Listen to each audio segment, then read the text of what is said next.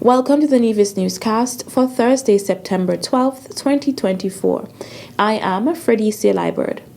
The police are investigating a shooting homicide that occurred in Hamilton, Nevis on Wednesday, September 11th, 2024, between the hours 4 p.m. and 5 p.m.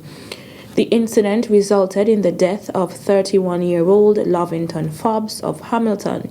Initial inquiries indicate that Fobbs was accosted and shot multiple times by unknown assailants while sitting in his car outside his home. He was subsequently transported to the Alexandra Hospital via private vehicle. Regrettably, his injuries were extensive and he succumbed shortly after arrival. The crime scene unit of the Royal St. Christopher and Nevis Police Force processed the scene and collected several items of evidential value. The general public will be kept appropriately informed as the investigation into the matter progresses. Anyone who has information concerning this or any other criminal incident is urged to contact the nearest police station or report anonymously via the Crime Stoppers Hotline 707.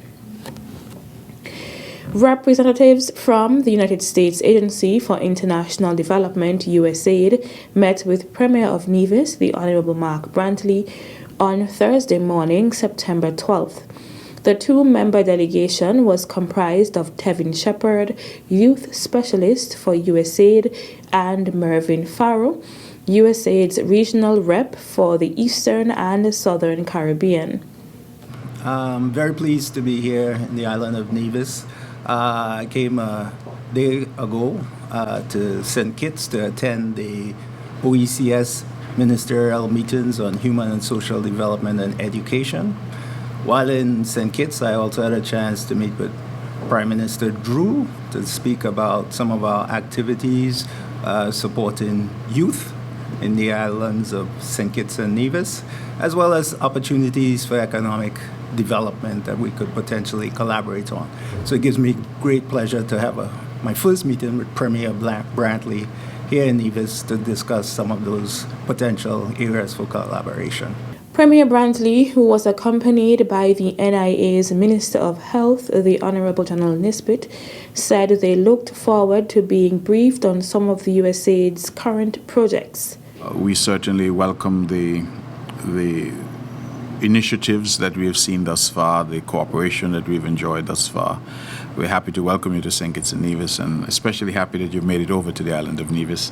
And I think that in part demonstrates the commitment that exists to ensuring that the people of Nevis are also included in the various projects and programs. So we are really pleased to be here. We're particularly interested, of course, in education. You're here for that purpose, but also in youth development. I think it's no secret that we've had some issues with violent crime in the Federation, and violent crime has largely been the province, it seems, of our youth. And so having our youth, redirecting them and strengthening our education system so that they not fall into the cracks is an important part of what we are trying to do as a government. And so we thank you for being here. We look forward to these updates and getting a sense of what programs and programming is in place and how we can partner in a more meaningful way to achieve some of the objectives that we share. The objective of USAID is to support partners to become self-reliant and capable of leading their own development journeys by reducing the reach of conflict, preventing the spread of pandemic disease, and counteracting the drivers of violence, instability, transnational crime, and other security threats. Still to come, it is about showcasing and promoting the exciting sport of netball and also showcasing what St. Kitts and Nevis has to offer. The details right after this break. The people of Nevis have long remained connected to the gifts nature has bestowed. As an ambassador of this majestic island, it is my duty to encourage my people to nurture, preserve, and protect what makes us unique as a people and strong as a country. This one is dedicated to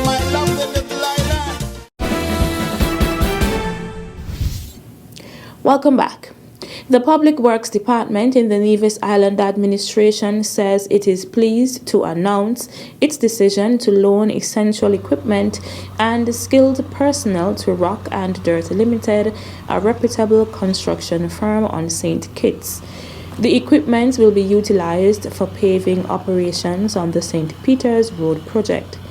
The Public Works Department has provided a range of heavy machinery, including a milling machine, paver, and rubber roller, in addition to a team who will operate the machines.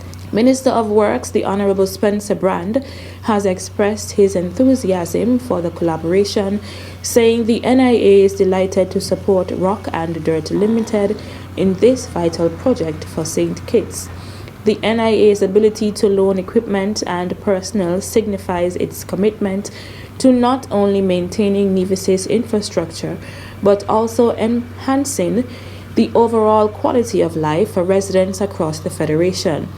As Nevis's Public Works Department embarks on this cooperative effort over the next 4 to 6 weeks, the exposure and experience can prove to be invaluable. The department looks forward to the successful completion of the project and the lasting benefits it will bring to the people of St. Kitts. The second biannual America's Men's Netball Championship is this year being hosted by St. Kitts and Nevis from September 12th to September 18th, 2024. Public Relations Officer for St. Kitts and Nevis Netball Association, J.D. Keynes, gave further details about the competition. Matches in St. Kitts will be at the Pam Tyson Netball Complex, while on Nevis at the Cicely Guelhall Dora Stevens Netball Complex in Charlestown.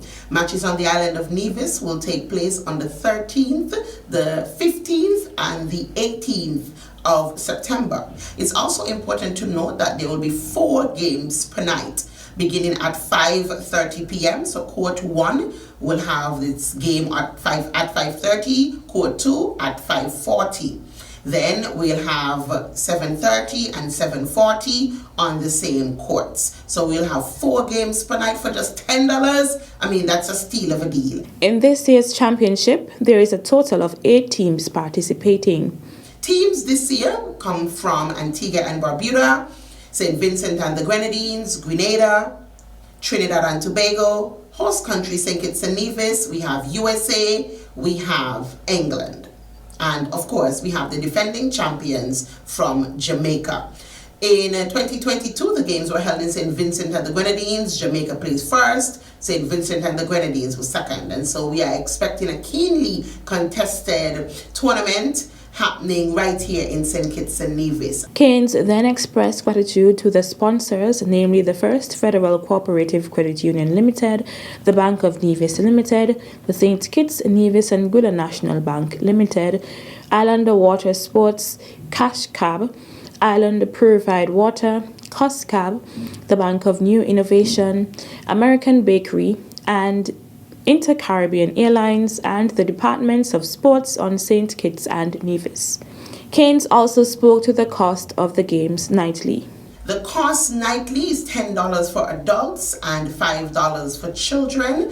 Some primary school children who indicated interest in the game are lucky enough to get free entry to the games. So we have kept the cost minimal for us. It is not just about revenue generation. It is about showcasing and promoting the exciting sport of netball, and also showcasing what St. Kitts and Nevis has to offer, because as you can expect, all eyes will be on us over this period, the 12th to the 18th. The official opening ceremony and cocktail was held on Wednesday, September 11th, 2024 at the St. Kitts Marriott Resort.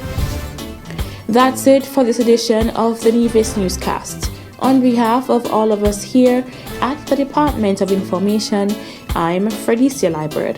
Thank you for viewing.